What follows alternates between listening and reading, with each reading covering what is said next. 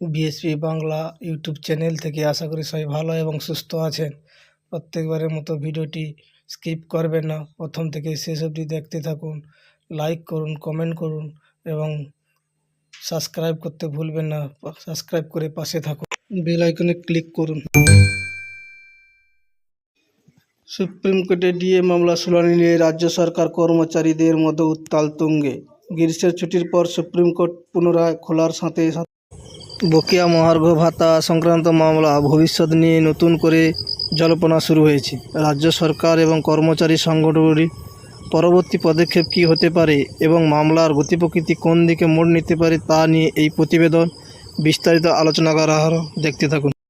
বর্তমান পরিস্থিতি: রাজ্য সরকার কর্মচারীদের 25% ডিএ বকেয়া রয়েছে। এই মামলা মেটানোর জন্য সুপ্রিম কোর্টে রাজ্য সরকারকে একটি নির্দিষ্ট সময়সীমা বেঁধে দিয়েছিল, যা 27শে জুন শেষ হয়েছে। কিন্তু রাজ্য সরকার সেই নির্দেশ মেনে চলার পরিবর্তে একটি মডিফিকেশন অ্যাপ্লিকেশন দাখিল করেছে। এর জবাবে কর্মচারী সংগঠনগুলি রাজ্যের বিরুদ্ধে আদালত অবমাননা মামলা করেছে।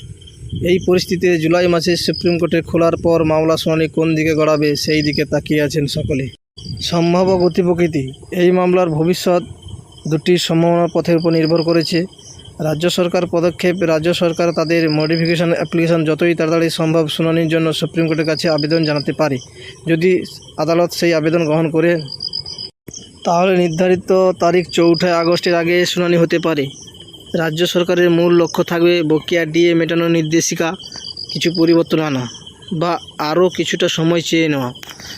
কর্মচারী সংগঠনগুলি পাল্টা চাল: অন্যদিকে যদি রাজ্য সরকার দ্রুত শুনানির জন্য আবেদন না করে, তাহলে কর্মচারী সংগঠনগুলি তাদের দায়ের করা আদালত অবমাননা মামলাটি এগিয়ে নিয়ে যাওয়ার চেষ্টা করবে।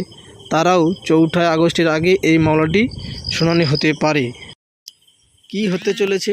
আগামী কয়েকদিনের মধ্যে পুরো বিষয়টি পরিষ্কার হয়ে যাবে।